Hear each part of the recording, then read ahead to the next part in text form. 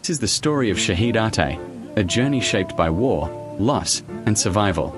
It reflects the painful years of civil war in Somalia, the tragic events that unfolded, and the unjust killing of his loved ones in the city of Mogadishu.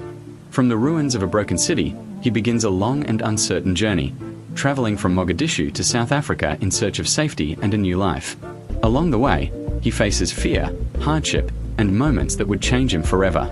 A story where pain, struggle, and love are forever intertwined. The pain, the struggle, and love. My name is Shahid. I lived in the capital city of Somalia. I was a young man who deeply loved education and believed in building a better future through learning. I shared a room with my older brother, Abdi. Abdi was a hard-working man. He worked while continuing his own studies.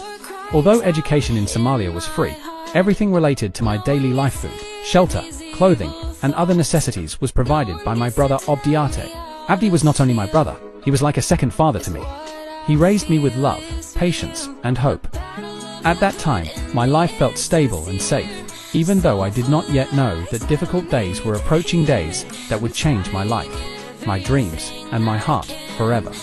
One day, toward the end of 1990, a sudden war broke out in the capital city of the country where we lived. At that time, I did not truly understand how serious the war was. I was still a young boy, unfamiliar with war and the disasters it brings.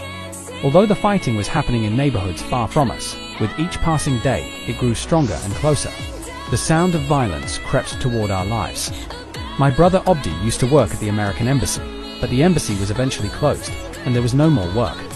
One morning, Abdi and I went to visit our grandfather, Norhashi Alas, at his home in the Seagale neighborhood. When we arrived, many people were gathered there. Our grandfather and his wife Ado Gawido were also present. After sitting together for a while, the conversation turned to the hardships in the war. We later left and began walking back to where we lived, in the Hall Wadog neighborhood. Along the way, we saw people fleeing tired, frightened, and suffering. I remember Abdi suddenly stopping and saying with anger and pain, "Who is responsible for this suffering? Where are the wise people of this country?" Abdi was deeply upset. We continued walking, but there were no more words between us. We both remained silent.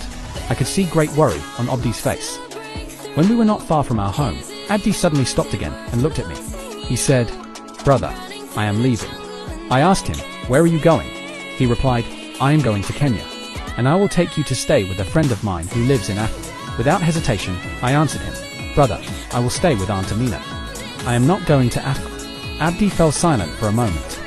Then he removed a beautiful watch, still new, from his wrist, and placed it on my hand. At that time, I did not understand why he did that. But later, when I grew older, I realized it was a memory of brotherhood, a silent farewell filled with love. That time, I went to the house of my Aunt Amino Silmi, which was not far from where we lived. My brother Abdi returned directly to the house we had been living in. He collected a few of his belongings and then left. When I arrived at Aunt Amino Silmi's house, I told her everything that had happened. She said to me, "Stay here with us until the situation changes." After that, I went back to the house where we had lived and gathered all of my belongings, along with the items Abdi had left behind. From that moment, I officially moved into Aunt Amino's house to live there. Aunt Amino lived in a beautiful home and was financially stable. Living in that house were Aunt Amino, her children, and my brother Ibrahim Arte, who had lived with her since childhood. I stayed there for several weeks. After some time, the war reached Hal Wadog, the neighborhood where we had previously lived. The government began bombarding the area with heavy artillery, and people started fleeing their homes. It was a new and terrifying reality for us, a disaster we had never experienced before. Because of fear and hardship, we were also forced to flee the neighborhood. We left Ibrahim Arte behind to guard the house and protect it from looters. We got into a car owned by our aunt and headed toward Medina. We arrived in Medina safely, alhamdulillah. I do not remember who owned the house where we stayed in the Medina neighborhood, but I remember that there were relatives, there are people. I lived in that house in Medina for about 1 week. One day, at around 11 o'clock in the morning, I decided to go and visit my grandfather, Nursa Ashi Kala, and his family. They had fled from the Seagull neighborhood and were then living in a place called Danwadagaha, near KM4. The distance between Medina and Danwadagaha was too far to walk east. It took me a long time to reach that area, but by the will of Allah, my decision suddenly changed. I decided to pass by the place where my grandfather was staying and instead continued toward Hal Dog, specifically to my Aunt Amino's house, where we had left my brother Ibrahim. I kept walking, and after some time I reached the house in Halwa. As I was walking, I could occasionally hear and see rockets landing in the neighborhood, although the shelling was no longer as intense as it had been before. When I saw Ibrahim, he looked extremely exhausted. After exchanging greetings, my brother Ibrahim Arte asked me to stay in the house and guard it. He said to me, "I am very tired of this place, and the explosions have worn me out. I want to go and rest." I agreed. Ibrahim headed toward Medina, and I remained behind in the house to protect it. After Ibrahim left for Medina to rest, I remained in the house in Hal Wadag, completely alone. I stayed there for several days. There was very little food, and from time to time rockets landed nearby, although most of them struck houses that had already been abandoned. By the mercy of Allah, I survived everything that was happening around me. So as far as I can remember, I spent several nights there by myself. One morning at around 9:30 a.m., someone knocked on the front gate. "Who is it?" I asked. In those days, opening a door was never easy because of the security situation. "Open, it's Hawiya," she replied. I quickly opened the gate. Hawiya did not speak. She walked straight into the house. Her face was filled with fear and deep sadness. I was still standing there in confusion with the gate open when Aunt Amino Kilmi entered. She too said nothing and walked past me. Her face showed shock and grief. At that moment, I felt immediately that something was terribly wrong, but I was afraid to ask any questions. They were my aunts, people who were like parents to me. Suddenly, Hawiya spoke in a sorrowful voice. "The boys have been killed." She then slowly said their names one by one. Abdirrahman Arte, my eldest brother. Abdirisak Noor Hashi, my father's cousin. And Sheikh Mohammed, a close friend of my grandfather, Noor Hashi Alice. I did not speak. The words struck me with shock and disbelief. My mind froze. Aunt Amino then told me to go and call an uncle, a relative of her husband. I tried to pick up a t-shirt I had washed earlier that morning, but every time I moved toward it, I found myself returning to the same spot. I kept walking back and forth, unaware of what I was doing. One of the women said quietly, "The boy is in shock." The uncle arrived, spoke briefly with the women, and then left. He never returned. About an hour later, Aunt Amino, Hawiya, and the woman who had accompanied them left for Medina. The bodies of the men who had been killed were still lying where they had been murdered, not yet buried. I remained alone in the house. Sleep never came. My entire body trembled with fear. My thoughts were constantly consumed by worry. Where my grandfather Noor Hashi, his wife Adogawido, and the others who had been with them might have gone. Later I was told that my grandfather, his wife, and several young girls had fled the place where they had been staying, but no one knew where they had gone.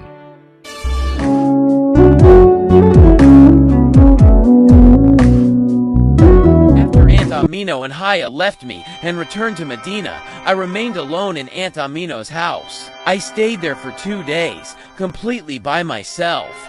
There was very little food, and from time to time rockets landed nearby, although most of them struck houses that had already been abandoned. By the mercy of Allah, I survived everything that was happening around me. Those 2 days passed without real sleep. Fear never left my body, and my thoughts were filled with worry, especially about my grandfather, Noor Hashi. Alas, his wife Ardo Gawido, and the others who had been with them. I had no way of knowing where they were or whether they were safe. On the third day, in the afternoon at around 4:30 p.m., Kuke arrived at the house where I was staying. Kuke is the eldest son of my Aunt Amino. He was accompanied by several young men, his friends, all of them, heavily armed. After exchanging greetings, I told him everything that had happened while he was away, the killings, and the fact that the bodies of the men were still lying where they had been killed for several days, without burial. Kuke was deeply shaken. He remained silent for a while, holding his head, unable to speak. Then he called his friends, who were standing outside, and said to them, "My uncles have been killed, and their bodies have not yet been buried. This area is not safe. I ask you to come with me and help me bury the dead." His friends agreed. They got into the car Kuke was driving. I told him the location of the house where the men had been killed, and he understood immediately. They went to the location and buried the body. Kuke returned later that night and told me that they had buried the dead, but they were only able to place them all in one grave. He said the bodies had been lying there for a long time and had badly decomposed, leaving no other possible way to bury them. May Allah have mercy on them all. My brother Kabdaraxman Kart Silmi Kala, my uncle Kabdarax Nur Shashi Kala, and Sheikh Mohammed. I regret that I do not know Sheikh Mohammed's full name.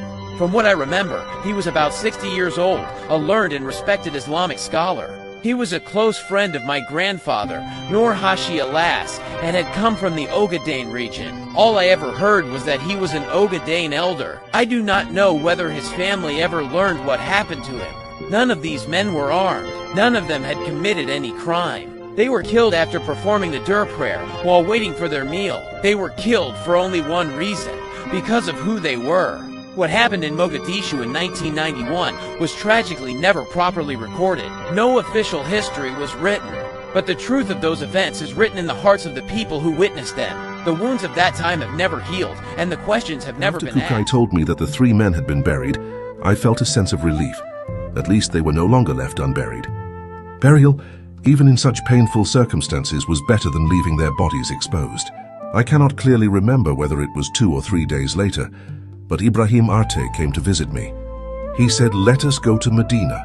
Kukai will take care of the house." I agreed, and Ibrahim and I began walking toward Medina.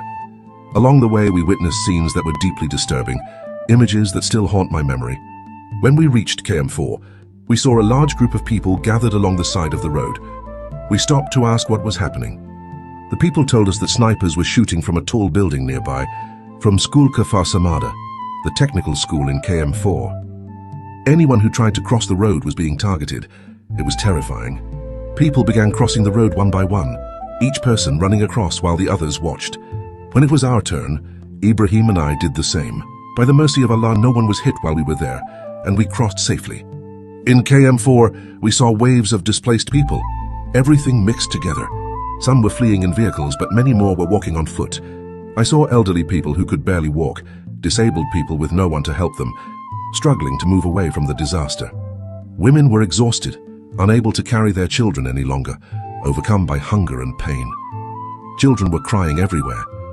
We also saw mentally ill people who had once been kept in government institutions, now wandering freely after those places had collapsed, hungry, confused, and begging for food. One man kept waving his hand in the air and shouting, "Hey you! Hey you, give me something to eat." Large dogs ran through the streets, lost, hungry, and confused, likely left behind by foreigners who had fled the country. People threw stones at them. I never understood what had caused such hatred toward dogs. The roads were scattered with foreign passports and documents lying everywhere. The situation was one of overwhelming sorrow, a tragedy too great for words. As we continued walking, the scenes of suffering did not end. We passed abandoned houses with doors left open, household items scattered outside. Silent evidence of lives interrupted. We walked mostly in silence. Words had lost their meaning. Gunfire and explosions echoed in the distance, reminding us that danger was never far away. By the mercy of Allah, we finally reached Medina, arriving in the neighborhood where Aunt Amino was staying. That night, we slept. The following day, around 5 p.m., many people were gathered at the house. The situation seemed calm. We were sitting together drinking tea when suddenly gunfire broke out not far from us. Within moments, the sound came closer. Until then, the area had been peaceful. People began running toward us from the direction of the shooting. Everyone stood up at once. We were told that a close relative had been killed in clan violence. Before the explanation could finish, and while people were still asking, "What happened? What happened?"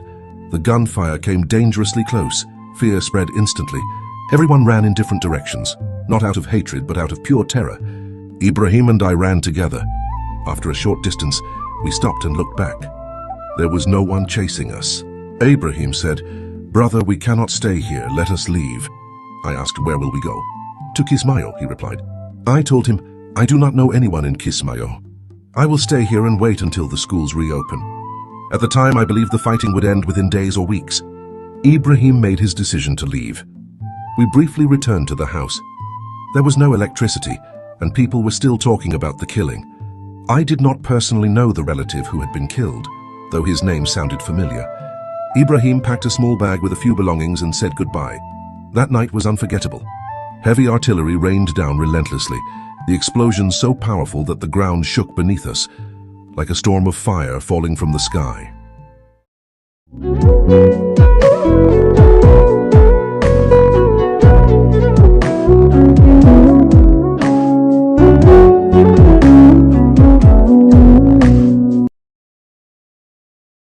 Ibrahim left that afternoon, the situation did not remain normal. As evening approached, fear returned to the neighborhood, and that night was not a good night. When dawn finally broke and the morning light appeared, Cabdi Fitax and I performed the Fajr prayer.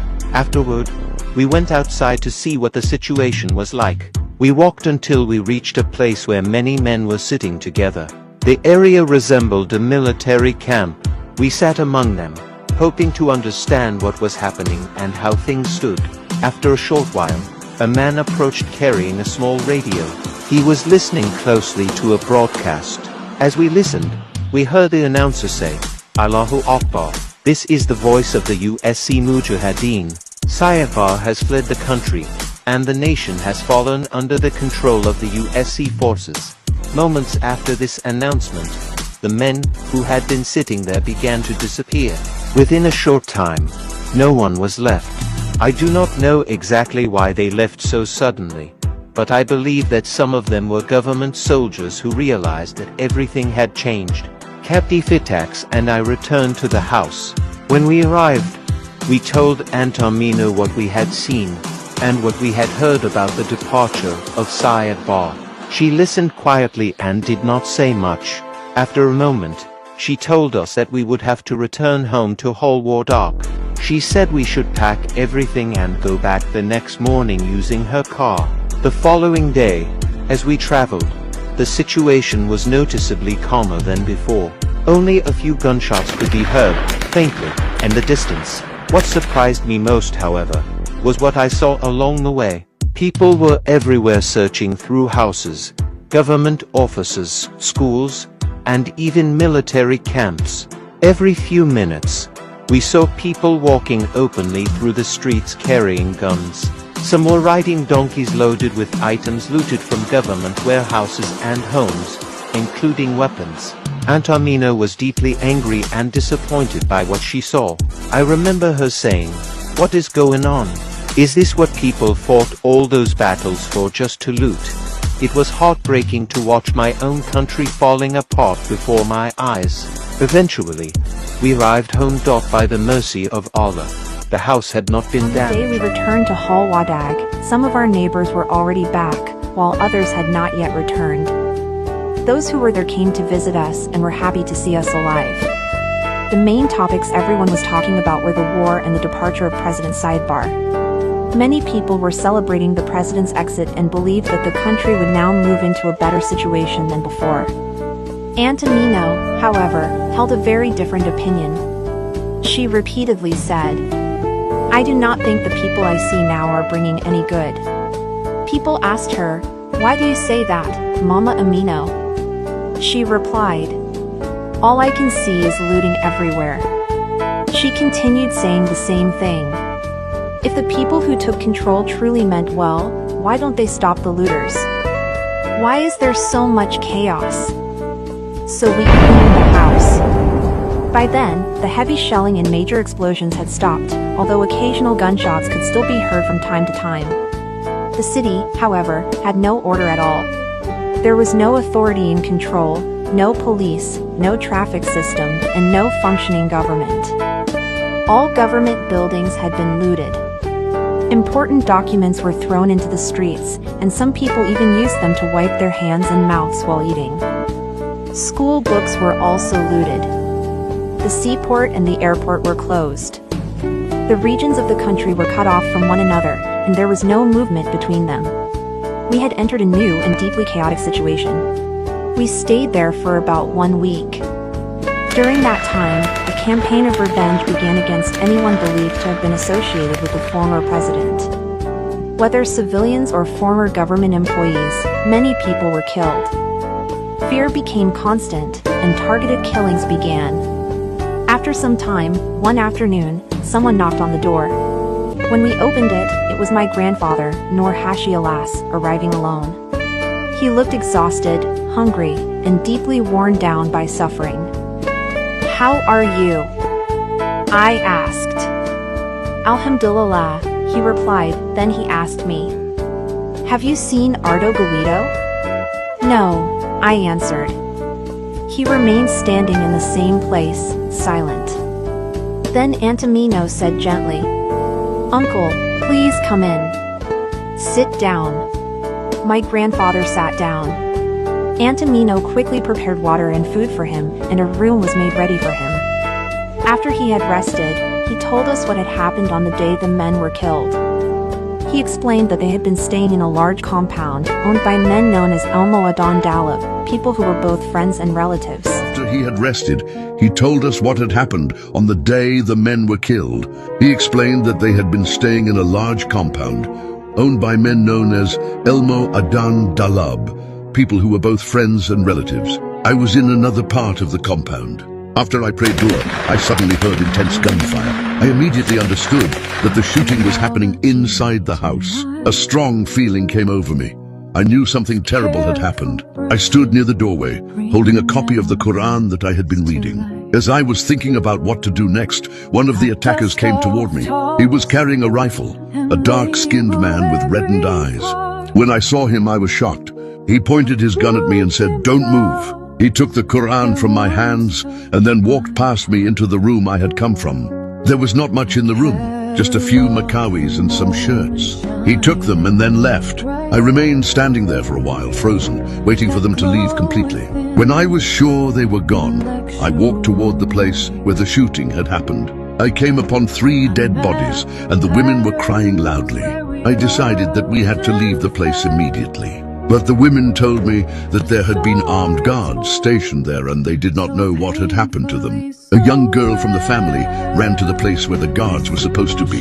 She found them sleeping, completely unaware of what had happened. She shouted to them, "Get up! The men have been killed." The guards did not have proper weapons. When they realized what had happened, they fled. We also left the compound immediately. We went to a place called Lafou, which was controlled by a man named Ahmed Omar Gies and his companions from the USC. Although Ahmed Omar Gies was from the Ogaden clan, the area was under his control at that time. My grandfather told us that while they were there, fighting broke out between the USC and Ahmed Omar Gies. Ahmed Omar Gies was eventually overpowered, and once again everyone fled. Each person ran in a different direction. That day was the last time I saw my wife, Ardo Guido, and all the other young women who had been living with us. It was another day of grief and another chapter of sorrow. After we found my grandfather Noor Hashi Alice, it brought us great relief, even though Ardo Guido and the young women who had been with her were still missing. We were living between life and death, hope and fear. My grandfather spent most of his time sitting quietly in his room. There was very little conversation. He was constantly sad and silent, carrying deep pain inside him. But by the mercy of Allah, Ardo Guido arrived a few days later. When the door was opened, the first question she asked was, "Have you found Noor Hashi?" Alas! When she saw him sitting on his bed, she rushed toward him and cried uncontrollably.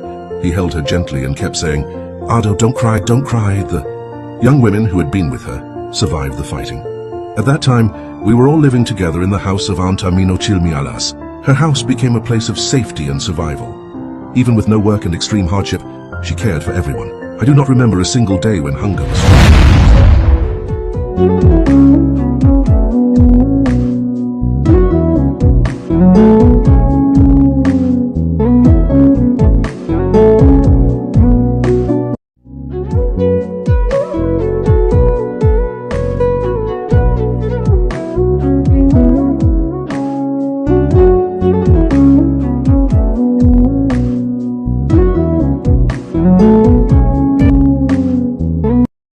After the reunion of my grandfather, Noor Hashi Alas, and his wife, we continued living at my Aunt Amina's house for several months. At that time, the USC had announced a government with Ali Mahdi as president, but it was not a functioning government. There was no LAW.NO protection. People were taken from their houses and killed, sometimes by their own neighbors. Property was looted, houses were taken over. Fear ruled the city. Why Aunt Amina's house became like a refugee camp. It was overcrowded with families running for their lives, women fearing rape and abuse, and children who no longer understood safety. Our house was attacked 4 times. One morning, Around 9 a.m., a man whose face we did not recognize entered our compound. He greeted us and sat down casually. He did not look suspicious. Moments later, my Aunt Amina came out of her room. She immediately sensed danger. She asked him why he was there. He said he was waiting for Kukai. It was a lie. She ordered him to stand up and leave. He refused. Without hesitation, she grabbed him and dragged him toward the gate.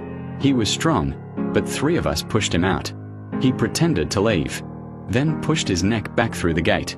My aunt reacted instantly. She shoved him out and slammed the gate shut. Seconds later, the gate was violently struck. A hand grenade was hung on the gate. We were threatened. We ran into the rooms. We lay flat on the floor, waiting for The death. attackers were still banging on the gate and firing gunshots. The neighbors alerted Kukai and informed him of what was happening. Kukai and his friends arrived, and a gun battle erupted. Shortly afterward, the attackers were forced to retreat. A few days later, in the late afternoon, the same group returned. Before they reached the house, Kukai was warned. At that time, only 2 men were with him, and his rifle had been left inside the house. When he heard the news, he ran, took his weapon, and prepared to confront them. His mother warned him not to go out, telling him the attackers were many, but he refused and went outside. A gunfight began. Kukai sent one of the 2 men to call for reinforcements. The fighting continued for some time. The attackers attempted to burn Kukai's car, but they failed. Eventually, reinforcements arrived, and the attackers were defeated. One of them was killed, the same man who had tried to set the car on fire. 2 of the attackers locked themselves inside a nearby house, while the rest fled. While gunfire was still being exchanged, elders from the attackers' clan arrived to intervene. As is customary in Somali tradition, elders gathered to resolve the conflict. Abgal and Murasaid elders sat together. The Murasaid elders requested that the men hiding in the house be released. The Abgal elders asked why those men had come to attack the house. The Murasaid elders replied that the attackers were not targeting the Abgal, but were after the Darude people staying in the house. The Abgal elders responded firmly that those people were their relatives, and warned that if the house were attacked again, the situation would become much worse. The Murasaid elders accepted this, and from that day on, the attacks stopped.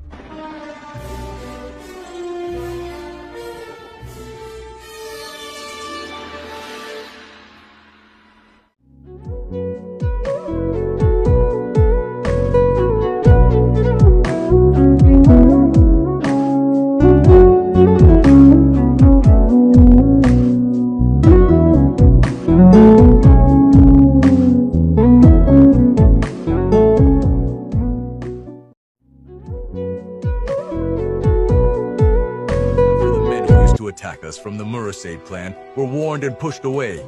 We finally felt some relief. Still, it was very dangerous to go outside, and it was impossible to move freely around the city. Sometime later, the first Somali Reconciliation Conference was opened in Djibouti. Ali Mahdi was selected as the president of Somalia. General Aidid rejected the decision, and fighting broke out again between different factions.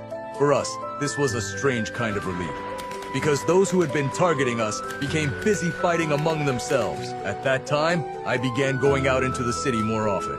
I was looking for a way to leave Mogadishu. I learned that people were gathering at a place called Filabetabo, where transport was being arranged for those who wanted to go to Kismayo.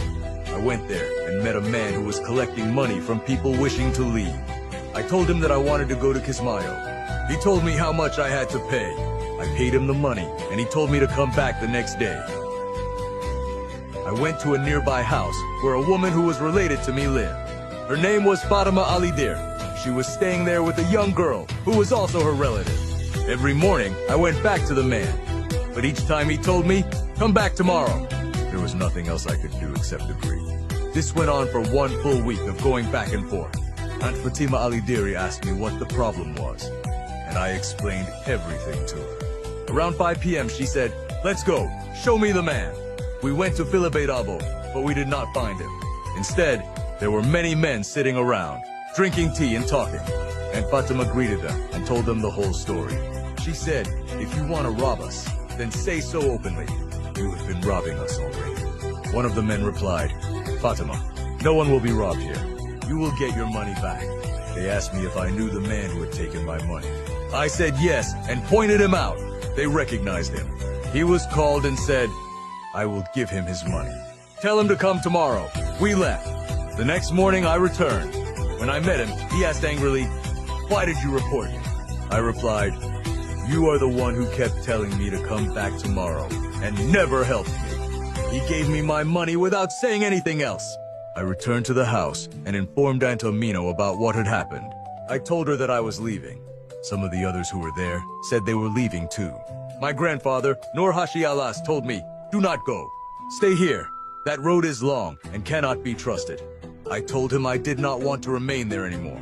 He insisted again, "No, do not go." That night I slept. But after the morning prayer, I packed my bag. My grandfather asked me, "Have you decided to leave?" I answered, "Yes, grandfather. I have grown to hate this place." He stayed silent for a while, then gave me $100.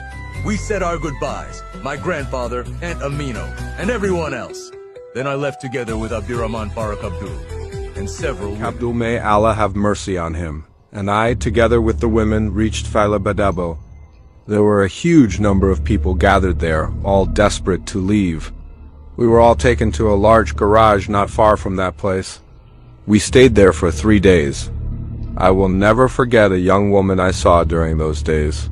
For 3 days and nights she barely rested. She was constantly moving up and down, from early morning until late evening. At the time, I did not know who she was, but I was amazed by her strength and determination. Despite her exhaustion, she was coordinating tirelessly, trying to arrange safe passage for all those people by negotiating with the armed groups controlling the road ahead. On the third day, in the late afternoon, we finally left. We departed in 2 large trucks and 2 smaller vehicles carrying armed men. Though soldiers had been organized by that same young woman, we continued our journey. I do not know the exact number of people traveling, but all the vehicles were completely full, mostly women and children, many of them carrying babies. One of the vehicles carrying passengers moved ahead of us. I was traveling in one of the other vehicles, which included heavily armed men. After traveling for some time, around 7 or 8 o'clock, we were confronted by an armed vehicle coming from the opposite direction. They had already dropped off passengers earlier, but now they began firing shots, and chaos broke out between the group traveling with us and those coming from the earlier vehicle. There was shouting and confusion for a while. We later realized that the men who confronted us were trying to rob us. Fortunately, the armed men accompanying us refused to allow that. The would-be robbers eventually left, and we continued our journey. We then reached a place where people had been stranded. When they saw us, they ran toward us and asked if we had been robbed. We told them no. They then told us that they had been robbed of everything they owned, money, gold, even the jewelry worn by women. They were all crying, but there was nothing we could do to help them. That place was an abandoned village called Ababe. That night, no one slept. We were told that bandits often attacked the area. Every time we heard the sound of a vehicle engine, anyone who could run would flee into the bush. We spent the entire night like that. After praying the dawn prayer, those who were able to walk began moving. A few young men and I left on foot and took a long road. Along the way, we encountered nomadic pastoralists with their livestock. Around 8 a.m., we reached an area where soldiers were stationed. They welcomed us, questioned us briefly, and then allowed us to rest. We took shelter under the trees. The women and children we had left behind were later sent vehicles and were brought to join us. At that location, General Morgan arrived with several military officers. Among them was a short, quiet man whom most people did not recognize at the time. Later, we were told that he was Abdullahi Yusuf. They spoke with the soldiers and then left. After resting, we continued walking, and by evening we reached the town of Bara. At that time, the entire area from there all the way to Kismayo was under the control of Darude forces. We spent that night in Bara. The following morning, we boarded a vehicle and traveled to Kismayo. We arrived in Kismayo around sunset.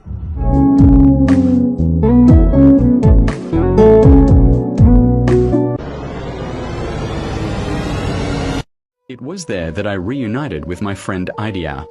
We had grown up in the same neighborhood in Mogadishu. Idia told me that they were living in a house whose owners had fled. It was an old, 3-story building, worn down by time. I stayed there for several days. We left our clothes near the shore and went swimming. When we came back, my shirt and the money were gone. I suspected that Idiao might have been involved, though I had no proof. Fortunately, I still had some Somali money that my Aunt Amino had given me. The road was rough, and heavy rains had fallen. When we arrived in the late afternoon, Liboy was a small, fragile village, extremely hot, with no sign of real life or opportunity. The next morning, I boarded another small vehicle. Eventually, I crossed into Liboy, Kenya. Many people there were refugees who had fled southern Somalia. I asked around if anyone knew my uncle, Ahmed Elmi, as I had heard he was in the area. An elderly woman told me, "Come with me, I will take you to him." And she did. I could hardly believe it, but I lived with my Uncle Ahmed for 2 to 3 months. Later, my uncle introduced me to a relative who was traveling to Mombasa. 2 days later, we arrived in Mombasa. I stayed in a neighborhood that was safe, but the house itself was not good for me to live in. While living in that condition, with no clear direction and knowing I was not welcome in the house, I left for a few days. When I returned one morning, I was starving and hoped to find something to eat. The woman who owned the house was not there, but other women were sitting in another room, drinking tea. Shortly after, one of the women came out, looked at me, and returned inside. I then heard a name being spoken, Mayan Mohammed Barkadal. My heart filled with joy. The woman told her that there was a boy sitting outside. Aunt Mayan came out. When I saw her, I stood up. She greeted me cautiously and told me to sit down. I could feel that she did not want to come close to me. She questioned me gently while standing at a distance. After some conversation, she asked me when I had last eaten. I told her, yesterday. She suddenly became emotional and began to cry. She said, "I was told that this boy was mentally ill." I replied, "No, I am not." She gave me some money and said, "Go and find food. Come back at 4 p.m. I left feeling happy and hopeful for the first time in a long while. When I returned at the agreed time, she said, "Come, I will take you somewhere nearby." As we left the house, the landlady confronted us. She did not look pleased to see me or to see Aunt Mayan leaving with me. She asked, "Mayan, what happened? Where are you going?" Aunt Mayan was very angry, though at the time I did not understand why. Later, I realized she was furious about the lie the woman had told, that I was mentally sick, and about how badly I had been treated. The next morning we left Mombasa. I was with my aunt Marian Barkidal and her brother Abdirisak Mohammed Barkidal. We arrived in Nairobi and stayed in a house located in the Isli neighborhood. The following morning, my aunt Marian took me to the city. She did shopping for me and bought everything I needed. I lived with my aunt Marian for a few days. Then I moved to the neighborhood of my other aunt, Marian Abdi Alas. May Allah have mercy on her. It was there that I started school. I lived in Nairobi for some time, and during that period my brother Abdi Arte used to send me money. Life in Nairobi was generally good, and the Kenyan people were kind and welcoming. However, there were corrupt police officers who regularly harassed Somalis. They would arrest people without reason and demand money. Many young Somali men were desperate to leave. Those who had money tried to go to Europe or America. There were men who took people's money and promised to help them travel, even without proper documents. I also tried to leave in the same way. I gave all the money I had to one of those men. His name was Fana. He deceived me. After I waited for some time, he told me that more money was needed than what we had agreed on. I had no additional money. I asked him to return my money, but he made it very difficult. Eventually, I managed to get my money back. Later, I was introduced to another man who was also involved in sending people abroad. He told me that he would take me to South Africa first, and from there I would continue to Europe. His name was Salhan. He was very talkative and extremely dishonest. Many times we walked together. He would stop at a call box, pretend to be speaking to someone in South Africa, and speak in a language I did not understand at the time. When I asked him, he told me it was Afrikaans spoken by white South Africans. I believed him. Eventually he took my passport and some money and told me he would arrange a South African visa for me. I trusted him. That was the last day I saw him. He disappeared. Much later, when I learned Afrikaans, I realized that everything he had said was a lie. I was a young man very desperate to leave Kenya. I truly believed that if I reached Europe or America, my life would change. For the third time, I met another man named Fadil, a close relative and the son of Idi Libaya. Because of our family relationship, I trusted him. I explained my situation to him. He took all the money I had, but he did nothing for me and kept the money. I never expected betrayal to come from someone so close to me. Heartbroken and deeply disappointed, I went to his father Idiliba and told him how Fadil had treated me. His father told me there was nothing he could do. That was another deep disappointment and emotional pain. Africa is not a place of mercy. It is a place where the weak are trampled and where compassion is often absent.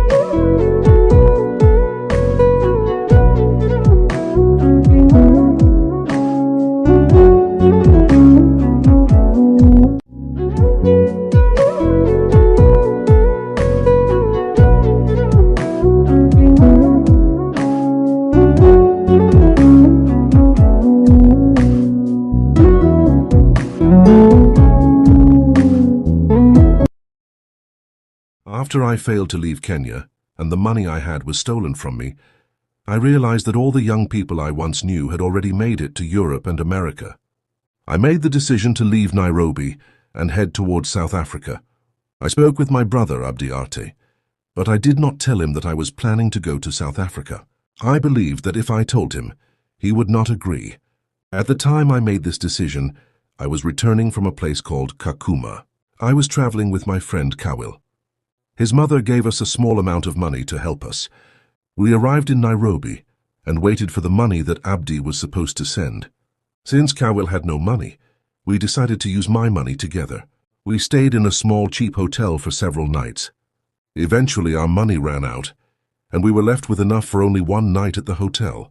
One evening, Kawil told me that there was an elderly woman who owed his mother some money. We went to see her, and he collected 1,000 Kenyan shillings from her. After that he disappeared, even though we had not eaten. I was shocked and confused, not knowing where he had gone. That day I went to stay with my friend Ahmed Makawe, and I spent the night at his family's house. Later that evening I saw Kawil sitting somewhere alone and asked him what had happened. He told me that he had used the money for gambling and lost everything. He said he did not have even a single shilling left. I was deeply shocked and saddened. I worried about how we would survive without money, especially since we only had one night left at the hotel. I was also disturbed by his poor judgment, how he could gamble all the money we depended on. That day I decided to end our journey together. I realized that he was not someone I could trust or rely on, especially for a long and dangerous journey to South Africa. Traveling with him could put my life at risk. I kept my anger to myself. Early the next morning, I left and went to stay with my relative Hassan Bashir. I stayed with him for a few days until I finally received the money my brother Abdi Arte had sent. The next morning I continued my journey and boarded a small bus. I traveled to Namanga, the border town between Kenya and Tanzania. I had no legal documents, and crossing into Tanzania was difficult. However, after paying some money, I managed to cross the border. I then boarded a small tourist bus and later arrived in the city of Arusha. The following morning, I took a bus from Arusha to Dar es Salaam and arrived safely. I stayed in Dar es Salaam for several days.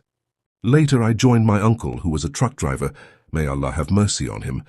We traveled toward the Tanzania-Zambia border. When we arrived, my uncle told us that he could not continue any further. However, he helped us find another vehicle traveling from Tanzania to Lusaka, Zambia. I continued the journey with another relative.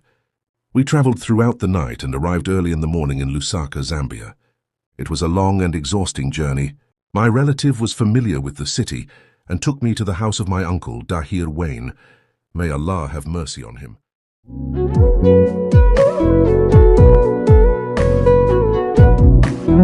I stayed in Lusaka for a few days. While I was there, I met Omar Yara. He asked me if he could travel with me. Omar had no money at the time, but he promised that he would repay me once we reached South Africa.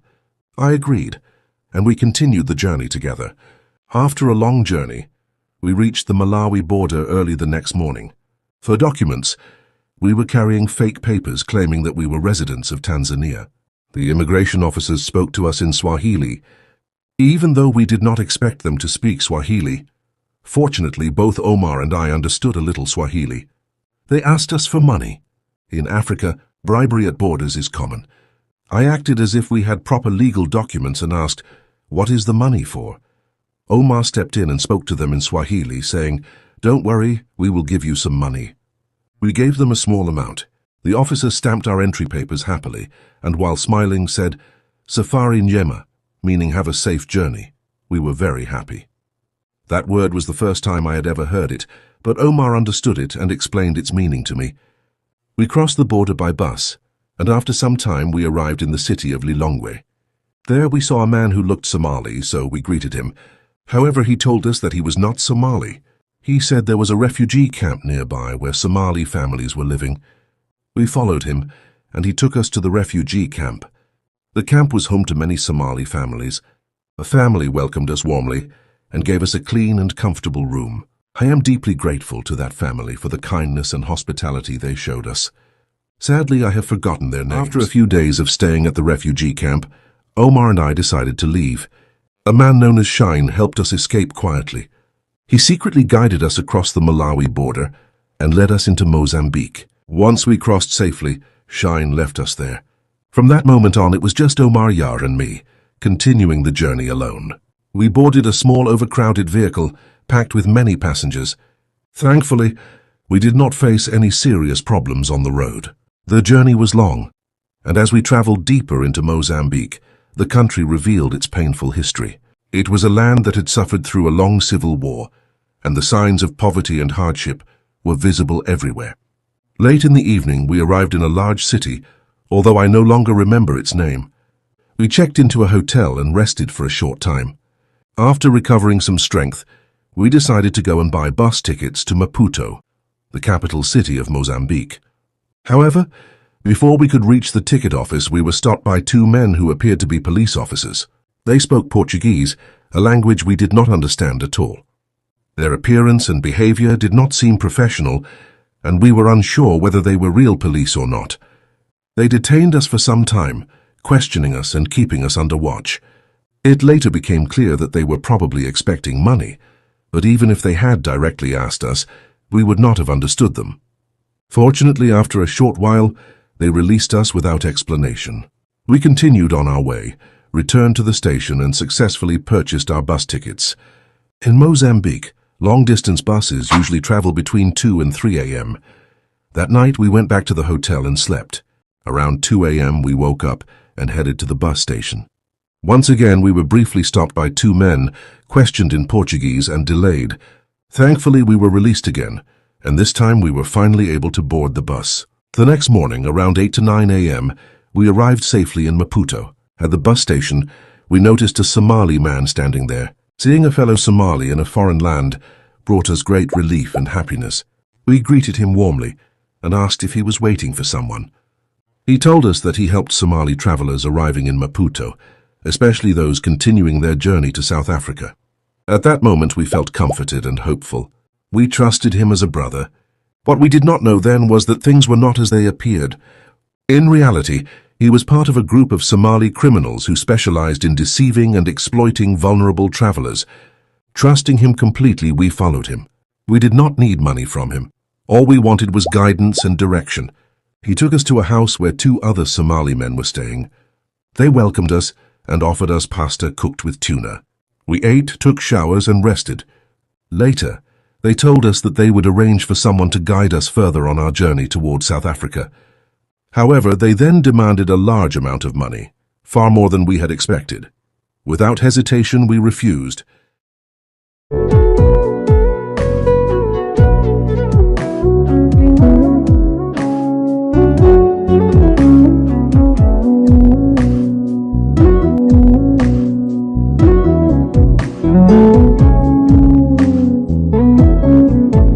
After we refused to pay the amount they demanded, they went out of the house.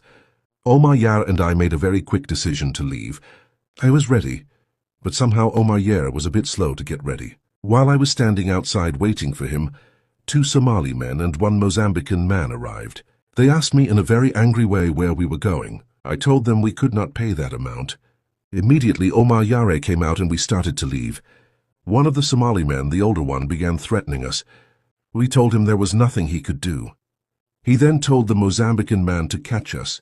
At that moment, we picked up stones. The man was physically strong, but when he saw us holding stones, he became afraid.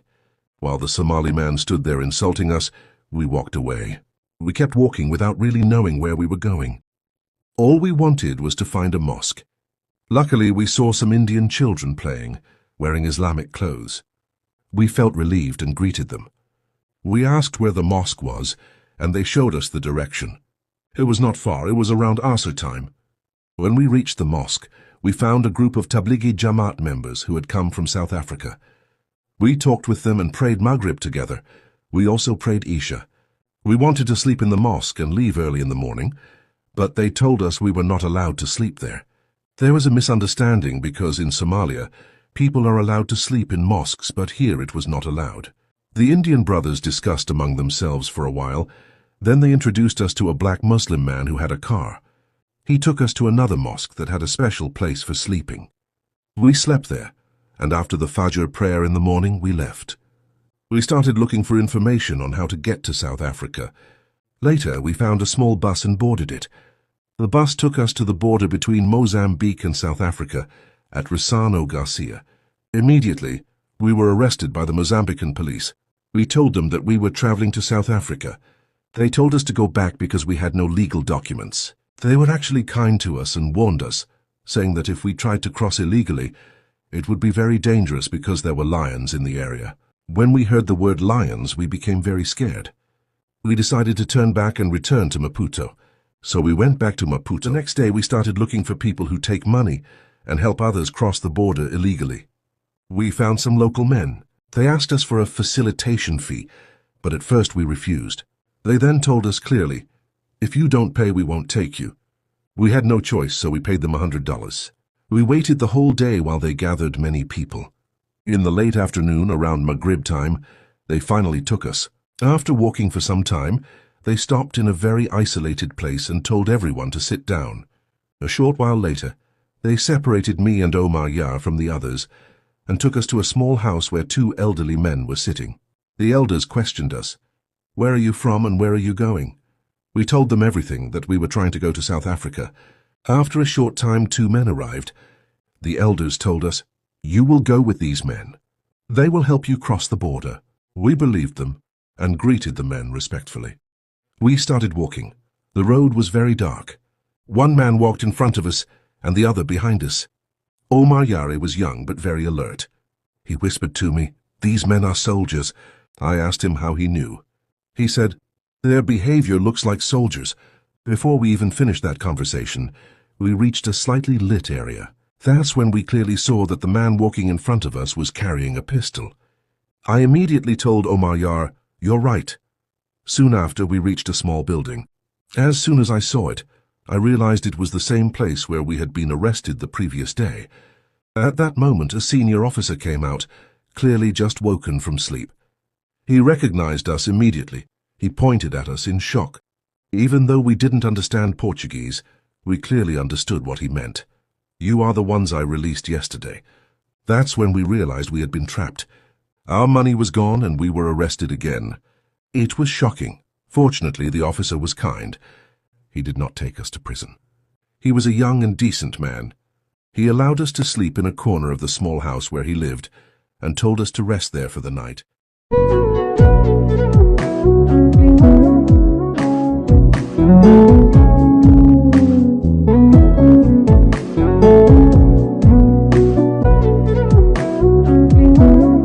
We stayed in Rissano Garcia for a few days. We were not in prison, but we were not completely free either. At night, we slept in a small house nearby, and during the day we stayed outside the whole time. Omar Yar became sick and was taken to the hospital. By then our local medical cash had run out. We only had US dollars. I went around looking for a place where I could exchange the money. I entered a restaurant and asked if they could change the dollars, but they said they do not exchange them. The man pointed to a group of white men sitting there. I went over, greeted them, and politely asked if they could help me exchange the money. An elderly man asked me where I was coming from. I told him Tanzania. He turned away and stayed silent for a moment. Shortly after, he asked again, "Are you Tanzanian?" I replied, "No, I lived in Tanzania, but I am Somali." He told me to sit on a chair next to him and asked what I wanted to drink. I said no, I only wanted to exchange money. He asked if I spoke Italian. I told him no and explained that before I was born, the education system had changed, so the younger generation does not speak Italian. He asked how much I wanted to exchange. I said $100. He exchanged it honestly and gave me the correct amount, 450 rand. He warned me, be careful. There are many thieves in this place. Protect yourself. I was very grateful to that elderly man. Even though I did not know which country he was from, he was a good man. When I returned to where we were staying, I met Omar Yara, who had just come back from the hospital. He was feeling a bit better. The next morning, we were taken by a truck to a police station in Maputo. They locked us in a room for a while. Later we told them the place was too cold, and they agreed and brought us outside. Late in the afternoon, they picked us up again and took us to immigration. Immigration was closed, and they told us to stay there. When we asked why, they said we would receive documents and should just wait. From Friday until Monday afternoon, we slept outside in the immigration compound in an open area. Even so, we were free. We could move around and go wherever we wanted. On Monday, immigration opened and we were allowed inside. We stayed there the whole day. Shortly before we were released, the man in charge of immigration came out because he wanted to leave. One of the officers whom we had spoken to earlier that morning talked to him. Although we did not understand the language, we could tell they were discussing our situation. A short while later, they gave us papers. They told us we had a few days and could leave, and if our time expired, we could renew the documents. But I did not want to stay in Mozambique. We moved immediately. We boarded a small car heading towards Swaziland. After some time, the driver dropped us in a dark, isolated place on the Mozambique side. As soon as we got out, two men approached the driver, not us. They seemed to be questioning him, trying to find out who we were and what he was doing there. From the way the conversation sounded, it was clear the discussion was tense. The driver then told us that the town was behind us. We started walking, and I noticed that the situation did not feel safe. Omar whispered to me, "These people are thieves. They want to finish us." I told him, "They won't take anything from us." Omar said, "I'm tired. We can't defend ourselves if something happens." I replied, "Don't worry. They won't take anything from us." Fortunately, before anything happened, a small car approached from behind. Omar raised his hand and the car stopped. The driver was a young boy, whom I estimated to be around 16 to 18 years old, sharp and alert. We asked him to take us to a hotel. He drove us to a small but decent hotel. When we tried to pay him, he refused and said, "No charge for you."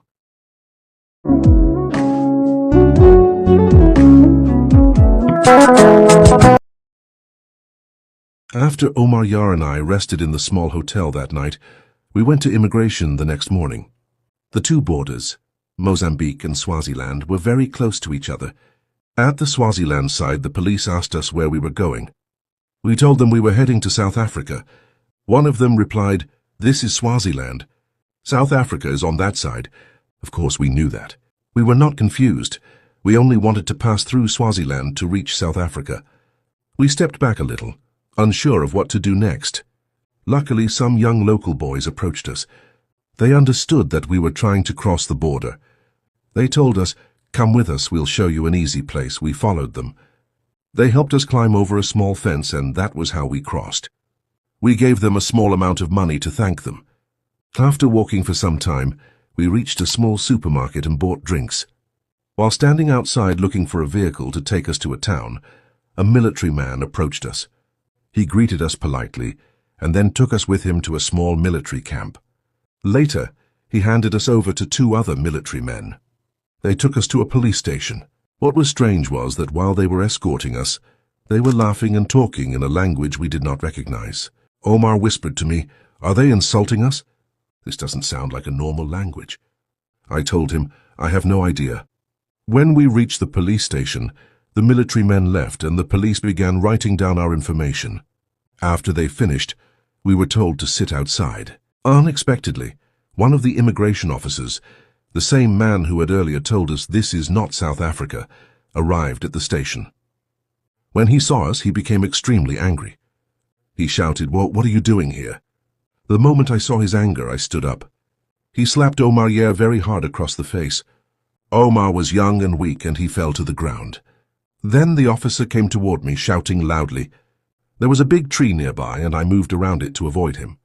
He went back into the station, came out with a big stick and tried to hit me. Every time he charged at me, I ran around the tree to the other side. A female police officer came out and saw Omar crying on the ground and me circling the tree while the officer tried to beat me. She begged him to stop and said, "Please leave them. They are tired." Eventually he walked away. It was winter and the cold was severe. The police lit a fire and we all sat around it to keep warm. Later that evening, 13 Somalis arrived. 2 of them were women. The men were placed together in one very small, overcrowded room, and the women were taken to another room. Shortly after, the women came running back to us, frightened. They said the police had started harassing them. We were afraid. All of us, men and women, ended up sleeping together in one room. There was no proper sleep. The room was extremely crowded. The next day, the police took us to another building and gave us forms to fill out. After completing them, we were called in. We were addressed by the Minister of Home Affairs, Mrs. Shamangu. She said, "We are a small country and we cannot accommodate all of you. We will only accept these 2 young boys. The rest of you have 24 hours to leave the country." Omar Yari and I were put into a small vehicle and taken to a small refugee camp. The camp was not made of tents. It had simple houses and looked like a normal settlement. There we met 2 young Somali men who were studying in the camp, Abdullahi Mohammed Hush and Musa Tarura. They welcomed us warmly. Later, the camp administration asked Abdullahi Hush if we could stay with him. He agreed and said, "It's okay, they can stay with us." We became part of the community and lived there for a few weeks. Omar Yare was registered in a night school, and I was registered in a college to study building and construction. However, life there was very difficult. Eventually, Omar and I decided to leave and try our luck in South Africa. In the end, we left Swaziland and entered South Africa. We traveled to Johannesburg. It was the first time in our lives that we rode a train. We got off in Mayfair, Johannesburg, where we found Somali people already living there. In Mayfair, Omar Yari and I lived in an area known as Dunta, a neighborhood where many Somalis stayed. We lived in only 2 small rooms together with about 15 men. Most of the men worked in a small shoe factory owned by an Indian man. The pay was extremely low. We worked 12 hours a day and were paid only 20 rand. Food was organized in turns. Every 2 men were responsible for cooking and cleaning each day. The cold was severe and the food was never enough. 1 plate of food was shared by several men. If you were slow, you might not even get a second bite. And sometimes the plate would be empty before you even touched it. Life was incredibly hard. After a few weeks, I decided to return to Swaziland to continue my studies. I boarded a small bus and got off near the South African border because I had no legal documents, and planned to cross into Swaziland secretly. While trying to avoid the police around midday, I got lost. The area was thick bushland, and I had no idea which direction to go. Eventually, I climbed a tree to see if there were any houses nearby. Luckily, I spotted a few homes not too far away. I walked toward them, feeling relieved. I was hungry, thirsty, exhausted, and afraid of wild animals. It was around 5:30 p.m., and darkness was beginning to fall. I reached a farmhouse where a family lived. They also had a small shop. I asked for water, and they kindly gave me some. Some young children were there, and I asked them for directions. While they were explaining, their mother came and listened. She did not speak much English, so she spoke to the children in their language and told them to tell me that the place I wanted to go was far. It was already night, and it was dangerous. She said I should stay with them for the night and leave in the morning. The children translated everything to me. At first I felt happy, but then fear crossed my mind. I wondered if the family might harm me during the night. Of course, there was no reason for that thought, but sometimes fear makes you think wrongly. They gave me food. It was winter and there was no heater, so they made a fire. I sat beside it, warming myself. Later, the father of the family arrived home. After greeting everyone, he was told that a guest was staying. He greeted me warmly and asked where I was from. When I said Somalia, he seemed surprised, and I don't think he even knew Somalia before. It was funny when they told me to take a bath. They brought a large container filled with warm water. I asked where the bathroom was, and they said, "No problem, you can bathe here." I was shocked and shy. I went a short distance away with a tree between us and quickly bathed. They gave me a clean mattress. I was exhausted and fell asleep immediately. A short while later, a young boy woke me up and said, "My mother is asking if you have money." I panicked, thinking they wanted to take something from me. I told him I had no money. He replied, "Okay," then added, "If you don't have money, my mother wants to give you some." I felt a huge relief. I told him I already had money for the bus. Very early in the morning, they woke me up. The boy said he would show me where to catch the bus.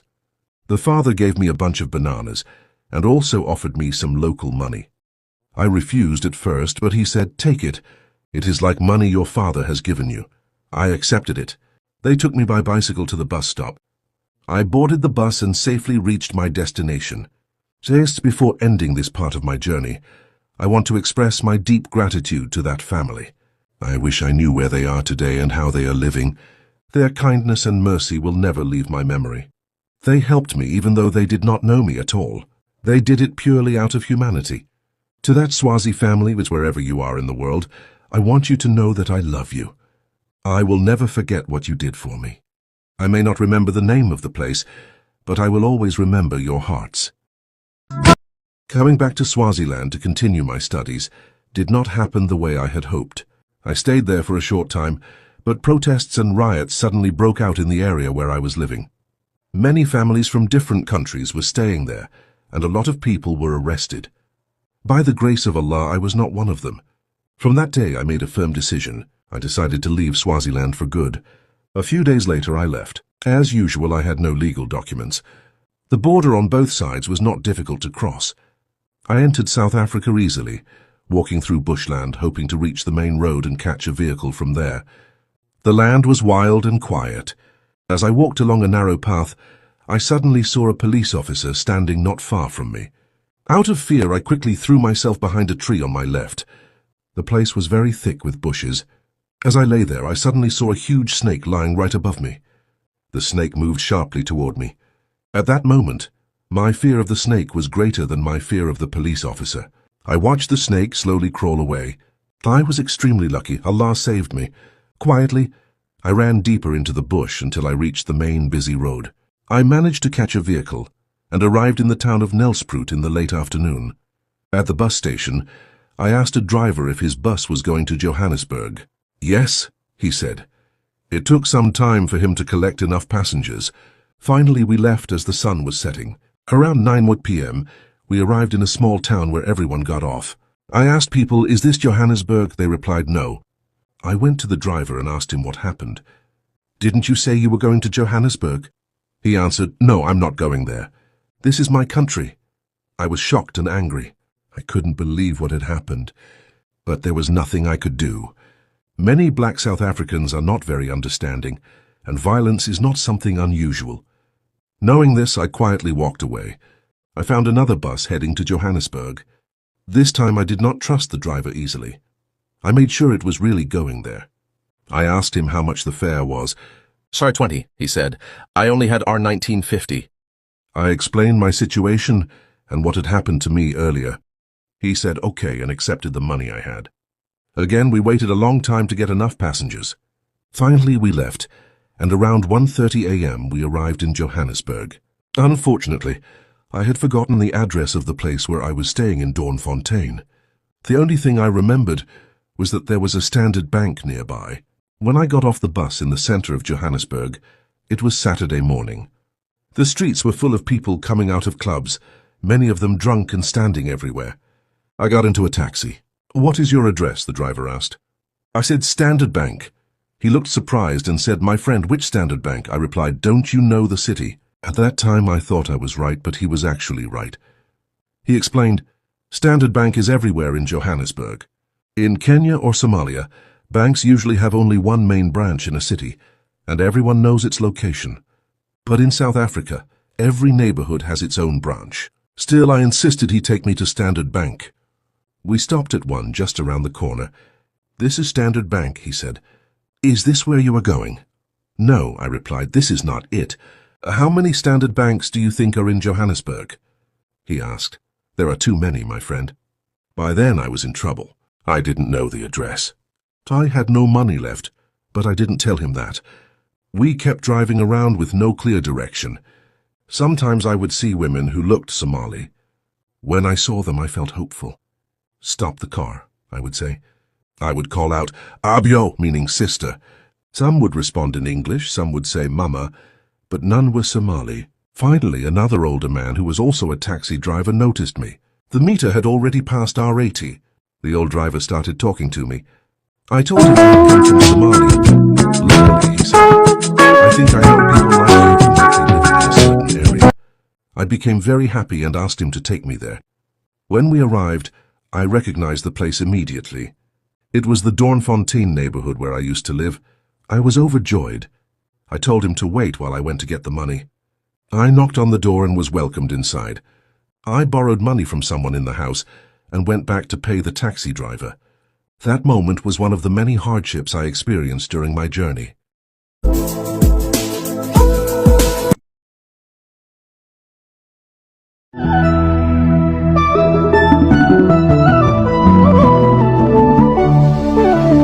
Moving from Johannesburg to Cape Town was a completely different experience. South Africa felt unlike any other African country I had seen before. It was a beautiful nation, rich in resources and economic activity. Yet, despite all its development, the society was still deeply divided. People lived separately according to race, whites, coloreds, and blacks, each group occupying different areas. The hardest life was for the black population. Many lived in townships outside the main cities, in places that showed clear signs of poverty and poor security. They were often treated unfairly and excluded from better opportunities.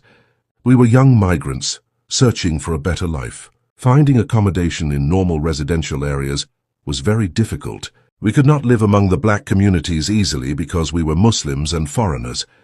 We could not live among the whites either, because to them we were considered black.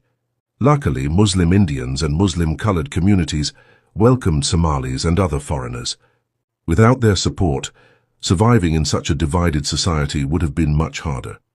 Most foreigners, Somalis, Arabs, and Pakistanis, worked in small shops and street stands selling goods in local markets. Life in South Africa at that time was affordable. Rent, food, and daily expenses were cheap compared to many other countries. Several young Somali men and I shared a house in one of the neighborhoods in Cape Town.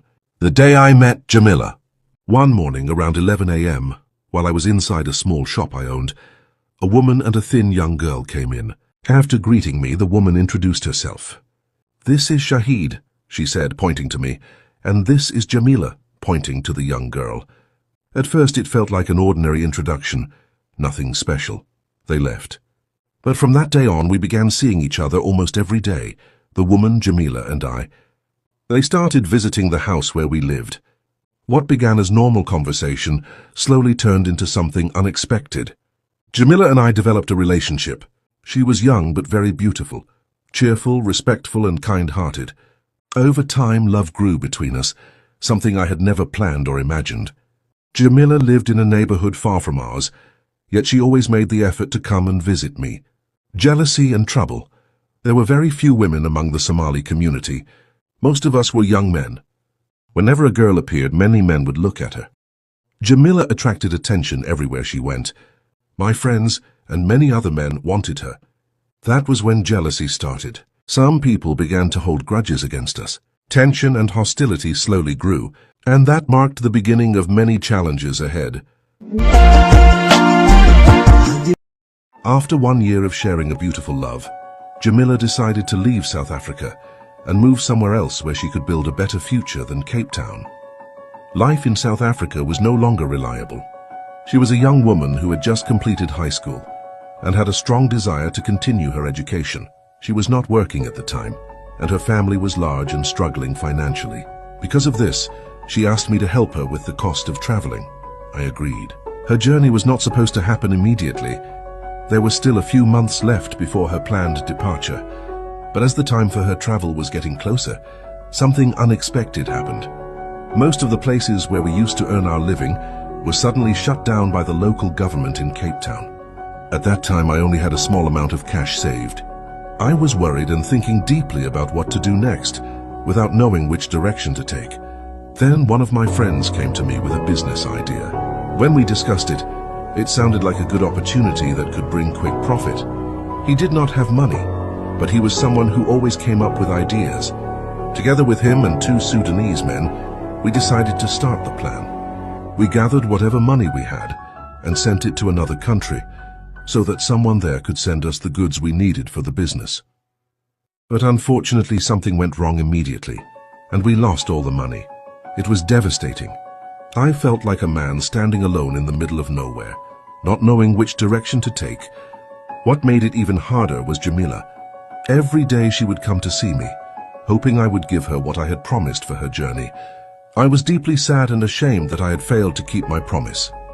But I tried not to tell her the truth right away, hoping somehow I could find a solution. It was a painful situation. Everything I tried failed. Finally, the time came when I had no choice but to tell Jamila the truth.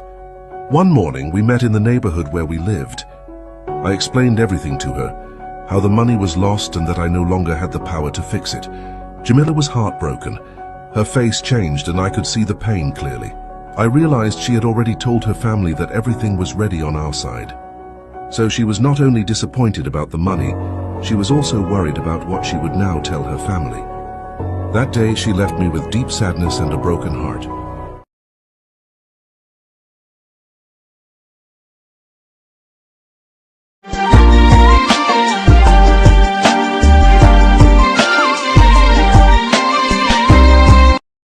After telling Jamila that I was no longer able to give her what I had promised, she decided to leave and go back home.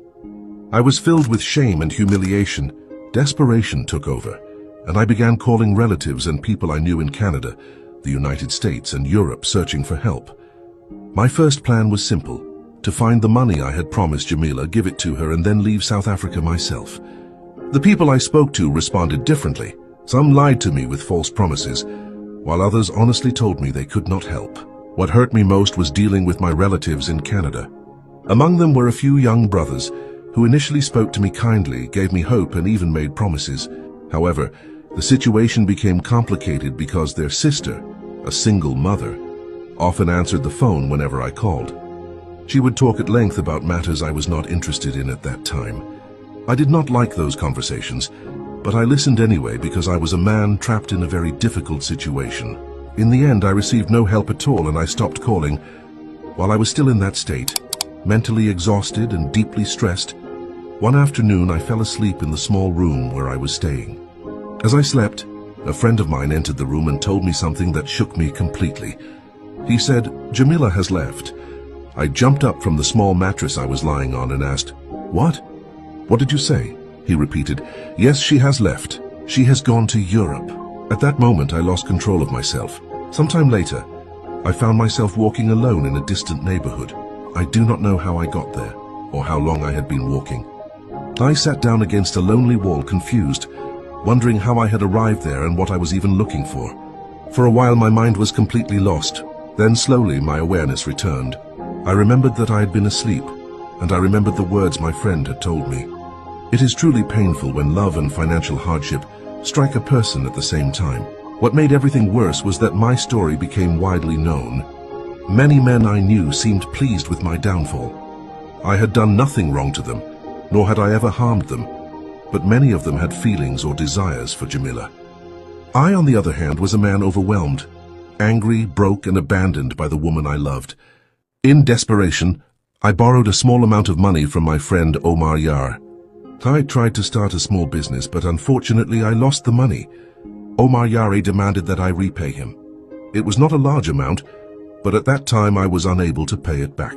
He came to me almost every day asking for his money. When he finally realized that I truly could not repay him, he cut off communication and we stopped speaking. Omar Yari was a clever man, but he was also selfish. He did not value friendship, family ties, or loyalty. He often preferred people he barely knew over those who were closest to him. While I was still trapped in this situation, something unexpected happened. Someone sent me money. Later I found out that the person who sent the money was Fahma, Omar Yari's sister. Fahma and I knew each other from Kenya, and we were also relatives. I learned that she had asked Omar Yari about me, and he told her that I was mentally overwhelmed. that the woman I loved had left me and that I had no money. She asked whether I had a phone, and he replied, "Shahid does not like people to know about his personal affairs. Leave it," but Fama did not leave it. Without telling anyone, and without me asking or expecting anything, she sent me money. Here I want to thank my beloved sister Fama. You helped me without me asking. You stood by me when many people, some of them relatives, turned away from me. You helped me on a day I will never forget as long as I live. You are a sister of great value to me. I want you to know that I love you deeply. Thank you, Fama.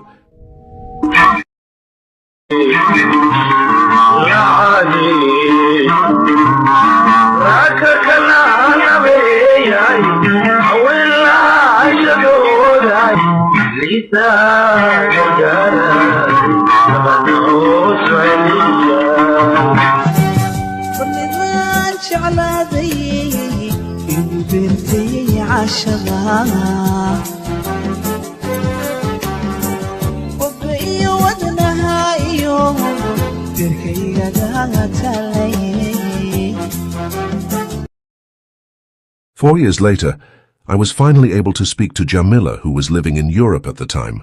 It was the first time we had spoken again, and both of us felt an overwhelming sense of happiness and emotion.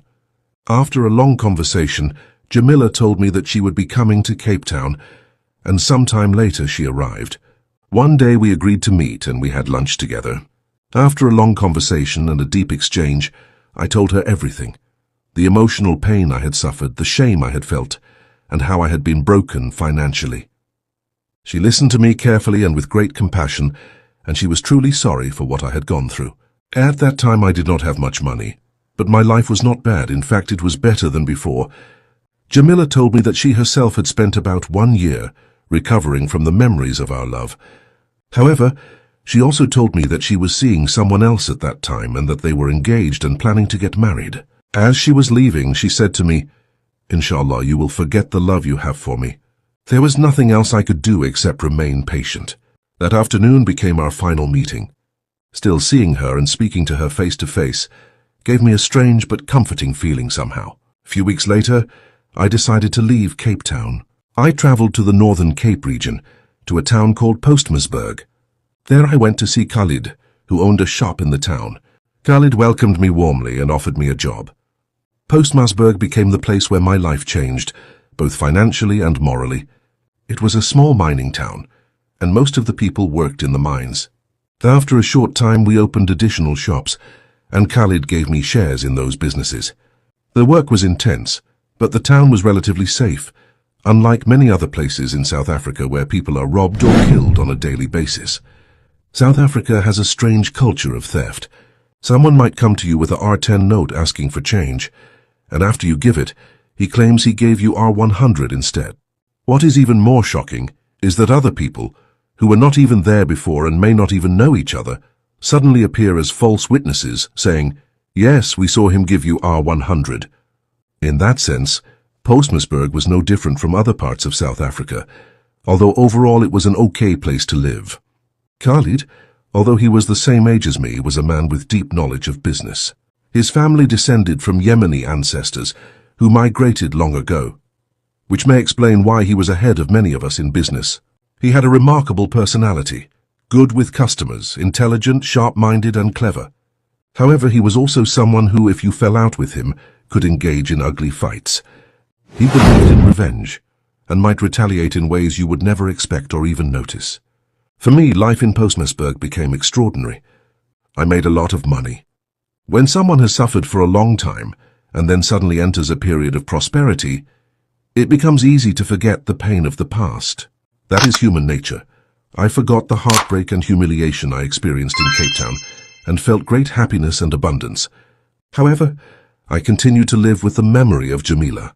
Although I knew she was married, and I respected her marriage, my feelings and memories were not something I could control. Whenever I heard her name, I felt an indescribable emotion. Many times while working, I would see a woman who looked like Jamila, and for the rest of the day my mood would change and I could not work properly. Dreaming about Jamila at night became normal. Sometimes I would dream of her continuously for an entire week. It was an overwhelming feeling beyond my control, and I do not know why it affected me so deeply. Even though many years have passed, and even though I have been married several times, I still sometimes see the beautiful face of Jamila in my mind. During my years in South Africa, many Somalis were killed. Some of them were my relatives and some were my friends. Among those I later learned about through lists of Somalis who had been murdered were Mohammed Hassan, whom I had not seen for a long time, Ahmed Gele Bashir, Abdirashid Ali Bar, and many others. All of them were killed by ruthless hands. May Allah have mercy on them all. Fortunately, after 17 years, I finally left South Africa and moved to Australia. After 22 years, I was reunited with my brother Abdiate, his wife, and their 5 children.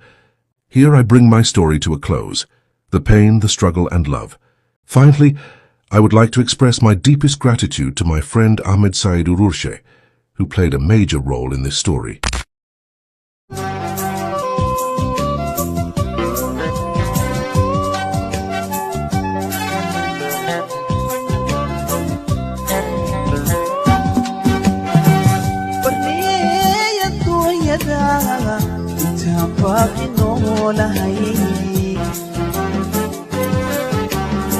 qalbiga kama baxay sidee waxaa tahay